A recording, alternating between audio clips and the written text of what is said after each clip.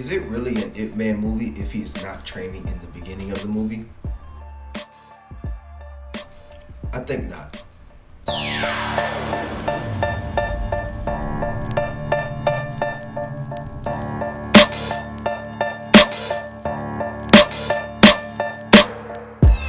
Hello, my name is 1T, and in this series, I want to take time to appreciate action movies, specifically hand-to-hand combat. Nowadays, these big budget movies are always trying to outdo the other with crazy CGI and big stunts. So the use of quick camera cuts get put into the fight scenes to make them look more exciting when they don't have time to focus on the fighting. So I just want to show love to the originators and the ones that are still holding it down during these times, which are these hands. This series appreciates the movies that has a huge focus on fight choreography. And the next movie I want to talk about is Ip Man 3. It's 1959, and guess who's old enough to apply to become part of Master Ip Man School? The young Lee is very confident in being a fine student, and Ip Man tells him to prove it. Lee then kills two birds with one stone by stepping up to the plate while disapproving Master Ip Man smoking cigarettes. Ip Man is like, "Nice try, buddy." But he entertains him some more.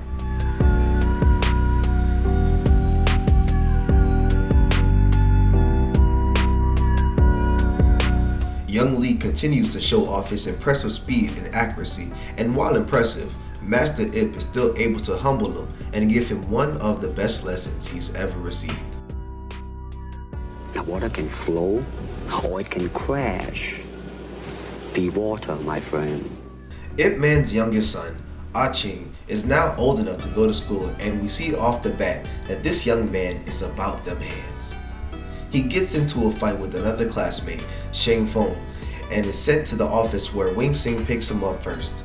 Ip Man comes shortly after, and once they realize that the father will be late picking up the other kid, they invite him for dinner until they can contact the father. Ip Man then finds out that this little man can also throw hands because of his father, who happens to arrive at that very moment. The fathers then do their fatherly thing and get the kids to properly apologize and make up after fighting. Master Ip also compliments his son's abilities and him as well. What Ip Man didn't realize, however, was that he was speaking to a man that highly knows and respects him, yet he has high ambitions of his own for the future. Still a good father though, so kudos. After that, we find out what Mr. Shang's overnight job is, working inside of a warehouse, filled with ass whoopings. And you wouldn't believe who the boss is. None other than the man with the hands himself, Iron Mike Tyson. Mike is looking to buy a local school expeditiously and happens to notice Mr. Shang's fight mid-meeting. Here we see the similarities and differences with Ip Man's Wing Chun and Mr. Shang's Wing Chun. Mr. Shang's style is more aggressive and ruthless compared to Master Ip's defend and counter at the same time. Next, we have a reporter getting coverage of each martial arts school in the area, including Master Ip's. While finishing up, Master Ip gets reminded that he missed a date with his wife and she is not happy.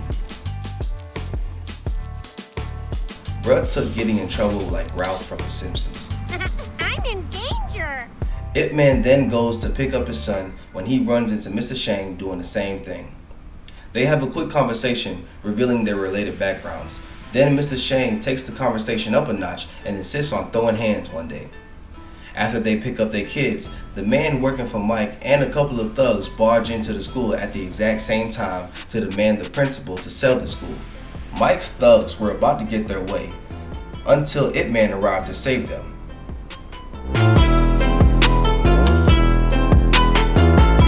Looking at him like, shut up. Ip Man then calls the cops, but they manage to weasel their way into escaping. They tried to retaliate by boarding up the school, but Ip Man and his students were able to solve that issue right away. Initially starting the new beef between them and the thugs in the movie. Because of this, Ip Man and his students decided to do night security at the school. Just when things were looking like they have calmed down, Those same thugs burst through the school with the goal to burn the school down. So Ip Man and his students get to work in stopping these thugs from burning down the school. The numbers are too great, however, and our heroes are now in a fight for survival, as well as a chase scene once the thugs apprehend the principal. Ip Man starts to pursue while making light work of the incoming thugs.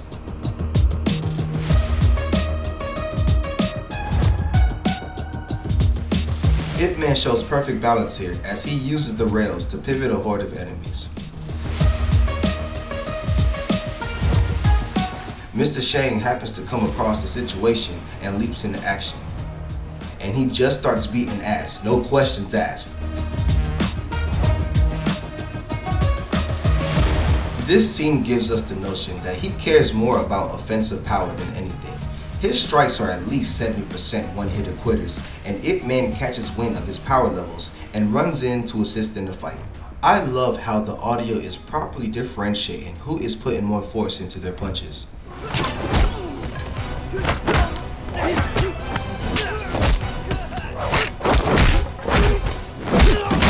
But after these thugs realized that they were fighting Goku and Vegeta out in these streets, they made the wise decision to take off. Ip Man then thanks Mr. Shang before he heads back to work, then decides to do night security for the school a few more days out of the week. He goes home to inform his wife about the news, but very understandingly, she is not happy about it and is very irritated, leaving Ip Man not being able to catch a break once again.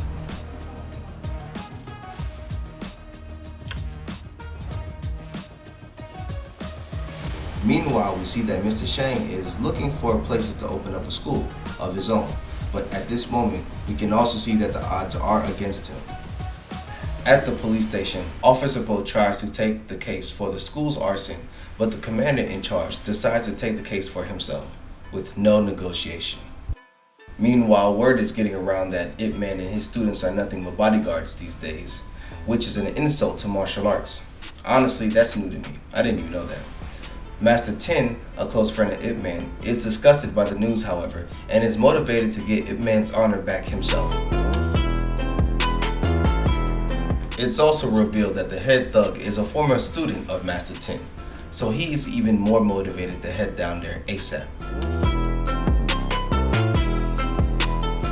They confront his student, and they verbally go back and forth until the master decides to Rick James his student's face. Feeling embarrassed, he tries to stab Mr. Tin, but Ip Man stops all that from happening. Things escalate until Po comes in to intervene as well, but it is revealed that his higher-ups are crooked as well, and they are in cohorts with the said thugs. They manage to leave the situation to discuss their own. The problem is that Po wants to give up because this is above his pay grade, but Ip Man refuses to quit and continues to tell him that he must do his job, even if he's completely scared to do so. All of these late nights are not helping Ip Man's situation at home, as he becomes too busy to properly be there for his family. The timing couldn't be at a worse time. Wing Sing has been feeling ill, and when she finally goes in to get checked by the doctors, they discover the worst case scenario.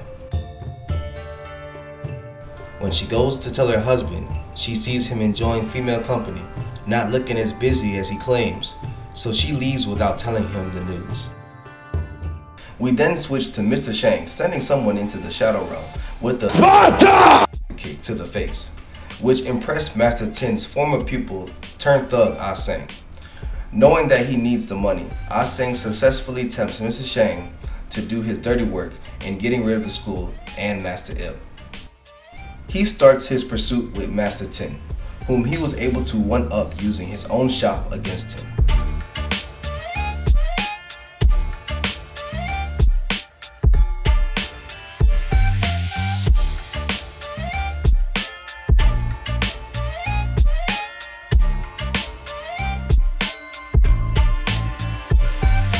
Master Ip, meanwhile, is trying to balance his work life and home life as he promises to spend more time at home.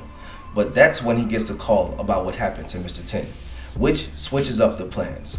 But we then find out that this was a trick because Master Ip was lured into seeing Master Tin so that Ah Sang and his thugs can kidnap some of the kids and turn them into hostages. Once Ip Man discovers that he was tricked, he immediately acts. My dog shows up strapped, ready to beat ass.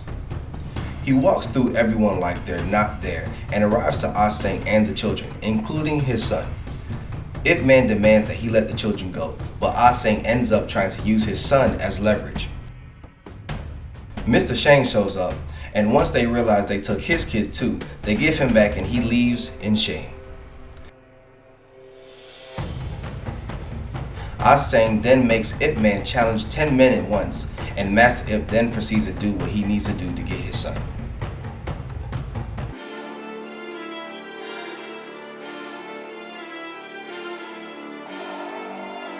Master Ip patiently waits for the first person to strike to begin his dance.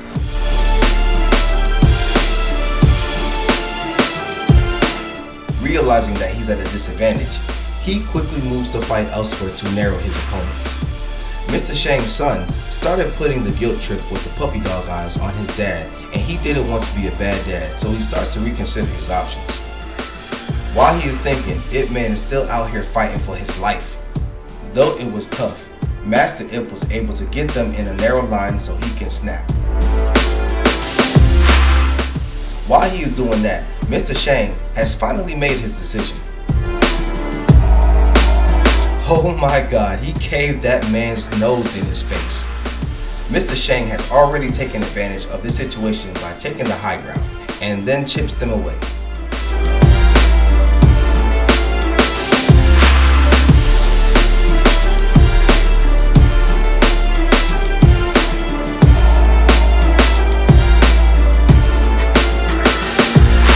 Ip Man is working downstairs. He sees Shang and returns to assist.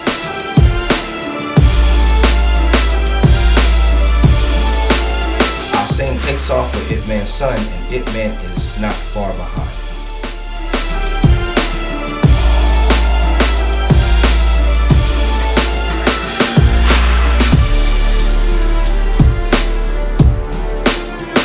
Ah Seng makes another last-ditch effort to stop Ip Man, but he forgot that his son is also about that life. His son is freed, and now Ip Man is letting no one else touch his son.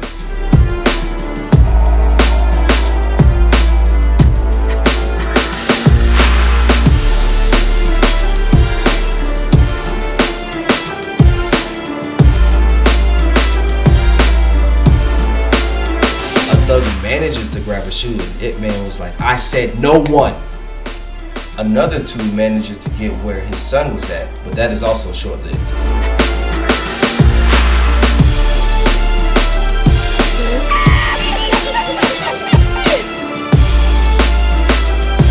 Mr. Shang holds off the remaining thugs until the cops arrive to arrest everyone, including Mr. Shang.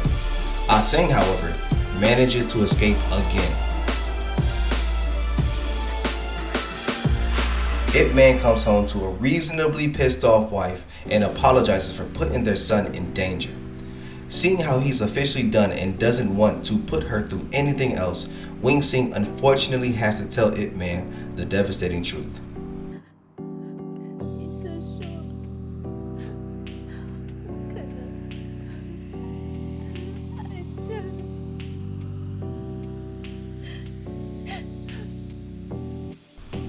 Wing Sing doesn't have much time left, and both of them try to keep a strong face, but life is a different kind of punch that hits different. They'll be feeling this longer than just in the morning.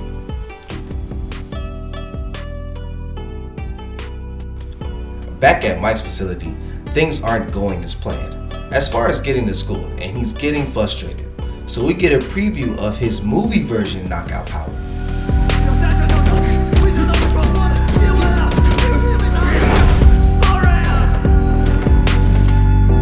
Then sends a new foe for Master Ip.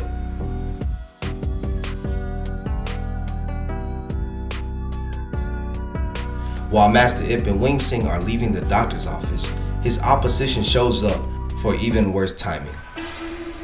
Once the elevator closed, Ip Man's only concern was to maneuver his wife out of the way.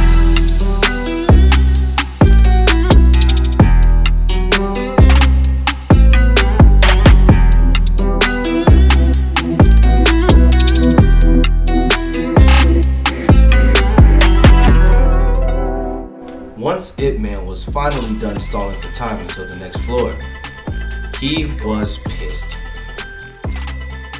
Ip Man is now mad enough to piece Buddy up like he kept his wife's name in his fucking mouth. Master Ip is done defending first, but is patient still as he is setting up his punishment. Master Ip is ruthless and relentless in this fight, while still level-headed like this is a game of chess. Check out how he figured out Buddy's rhythm while backstepping to end up on the offensive.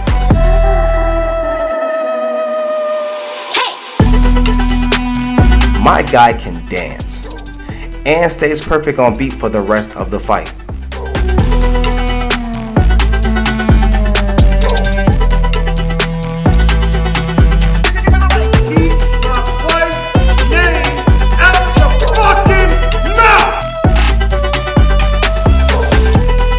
It was a G.I. Jane jump. He beat that man's ass in the speed of 4 floors down for the sake of his woman. You know he's not in trouble no more. At this point, Ip Man wants all the smoke and goes to speak directly to the manager. Alright y'all. Alright, fuck all this story talk. I'm hyped. Still hyped. I was hyped as fuck when I saw the inevitable showdown between Mike Tyson and Donnie Yen. Bro, look at that. Mike looks like the cutscene before the final boss. So you're Ip Man? So you're the best fighter in China. Okay, let's deal. Let's see who fists are the fastest. Yours or mine? Out here talking like a Tekken fighter. So Mike says that Master Ip can't last a professional round with him, and on normal occasions, this is true. But Ip Man is also built different. Mike starts strong with the right cross. Master Ip immediately understands that the 1-2s coming from him must not connect, so he's backing up to time the perfect strikes. But it's also like striking a tank. Master Ip also gets a taste of his defensive skills as he bobs and weaves into a left body and headshot.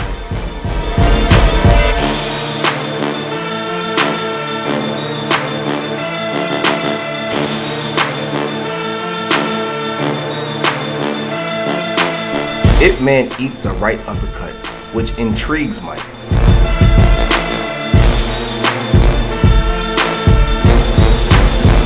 Ip Man once more, and this nigga starts off with a kick.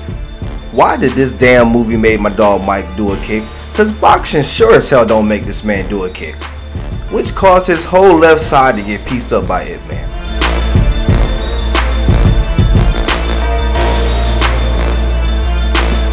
Master Ip was getting some leverage until another body shot knocks the wind out of him, but he still gets up.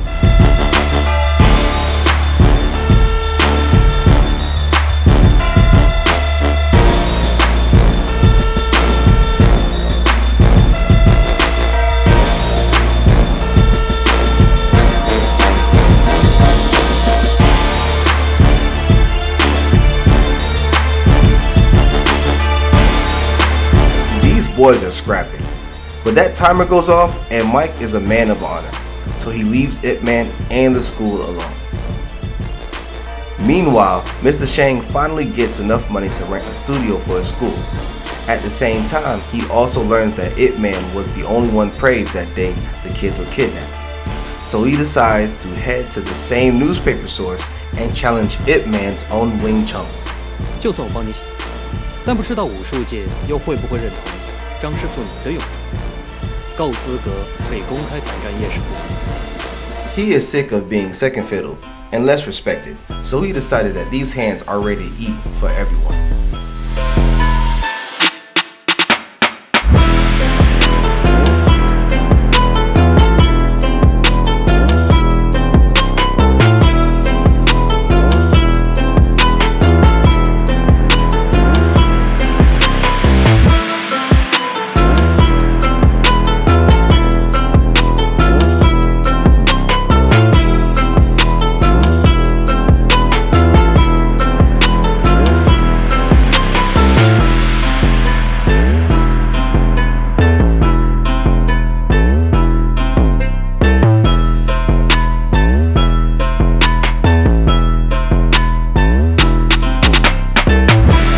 fact, Mr. Shang defeated so many masters, he's Master Shang now, with his own school and respect among his peers.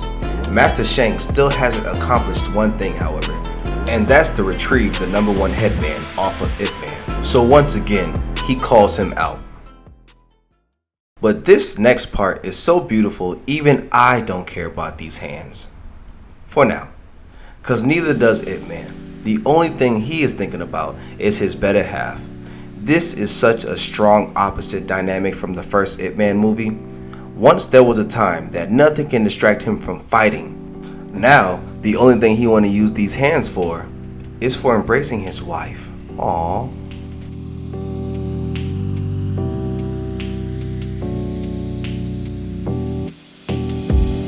He even runs into young Lee, and they finally establish their master and student relationship through dance. See, I mean that shit when I compare fighting to dancing. Yo, no, these boys didn't set up a whole match. I don't remember seeing Ip Man signing any contracts. 我来了。 My dog is not getting in trouble this time. Look how happy he is not giving a fuck about y'all. Which unfortunately results in him forfeiting the match he didn't know he agreed to. So Master Shang takes this chance to declare himself to have the best style in Wing Chun, which caused an uproar with Master Ip's students. But while Master Ip is busy not giving a fuck about any of y'all, something happened that made him give a fuck.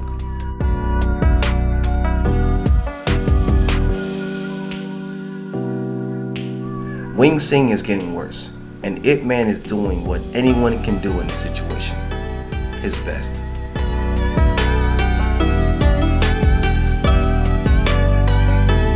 But no fight ever came this close to hurting Ip Man like this.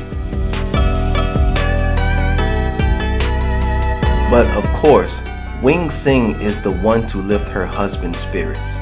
She tells him if she can fight, so can he. That's why she wants him to finally take the match. She even secretly set up a rematch for them to go at it.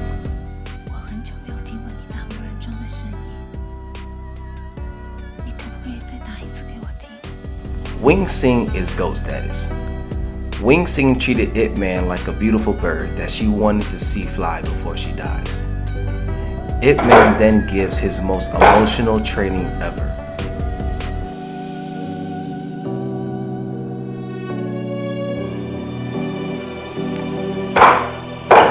Ip Man and Wing Sing arrive to face Master Shang in technically a rematch.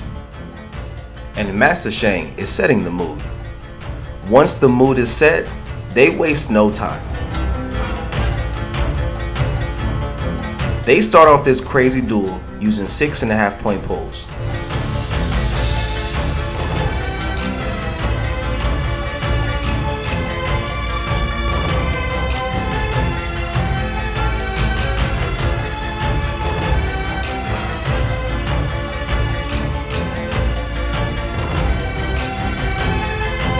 They end up being perfectly even. Next, they use the Wing Chun butterfly swords. And since these swords got Wing Chun in the name, they pretty much dance with them like extended hands.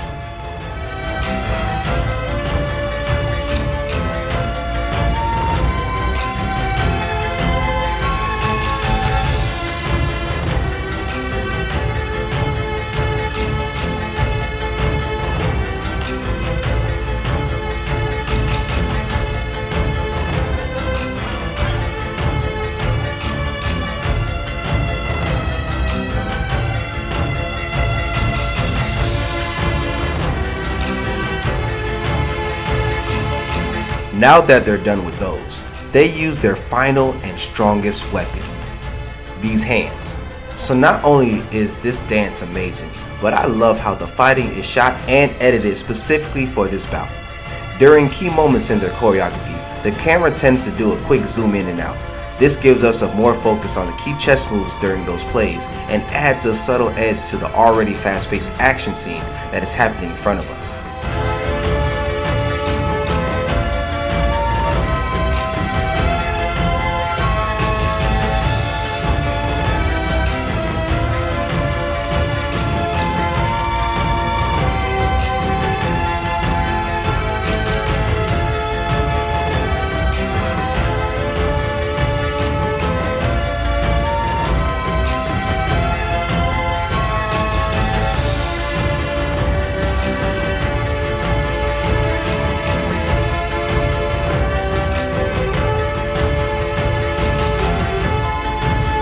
Once Ip Man gets blindsided, he taps into his Dragon Ball Super and goes Ultra Instinct.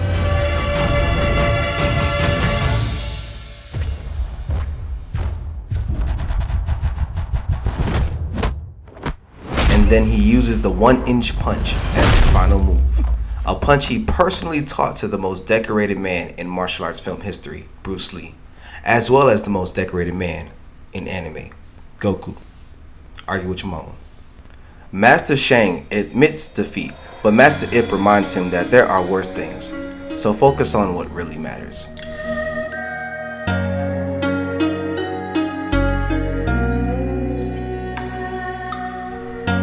Wing Sing passes away a year later, and we end the movie off with Grandmaster Ip Man, his son, and his pupils.